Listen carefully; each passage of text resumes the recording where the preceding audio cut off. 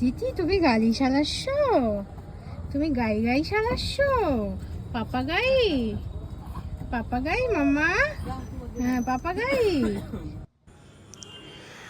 আশা করি তোমরা দেখে বুঝতেই পারছো যে আমরা মন্দিরে এসেছি, হনুমান মন্দিরে। তার আগে আমরা গিয়েছিলাম গুরুদ্বারায়, সেখানে আরদাস করানোর জন্য। আর মন্দিরে এসেছি তার কারণ তো তোমরা সামনে দেখতেই পাচ্ছ। আমরা তোমাদের সাথেও আমাদের আনন্দটা ভীষণভাবে ভাগ করে নিতে চাইছি। তো সেটা হচ্ছে তুষার একটা গাড়ি কিনেছে, তো সেটারই পুজো করানো হচ্ছে বাবার হাত দিয়ে।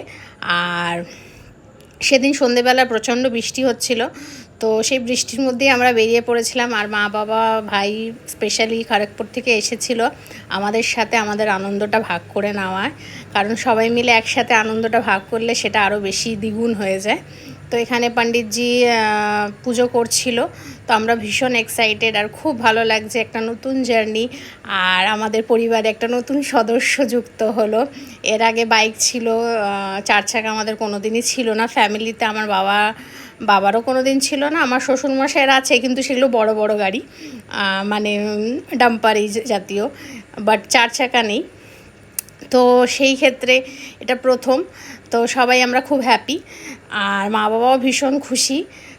যতই হোক, ছেলের উন্নতি হলে তো বাবা মায়েরা মানে সন্তানদের উন্নতিতে বাবা মায়েরা সবসময় ভীষণ হ্যাপি থাকে। তো তাই জন্য আমরা এসে গেছি পুজো করাতে। নিজেদের দেখা ছোট ছোট স্বপ্নগুলো যখন বাস্তবায়িত হয় তখন ভীষণই আনন্দময় হয় বিষয়টা।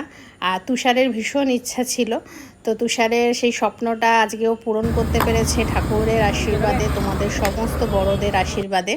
তো আগামী দিনেও আমাদের এই জার্নিটা যেন এমনই ভালো থাকে, সবার আশীর্বাদে এইটুকুই কামনা করব। আর তোমাদের যদি এই ছোট্ট ভিডিওটা আমাদের এই নতুন সদস্যের সাথে ভালো লেগে থাকে তো অবশ্যই একটা লাইক করে দিও।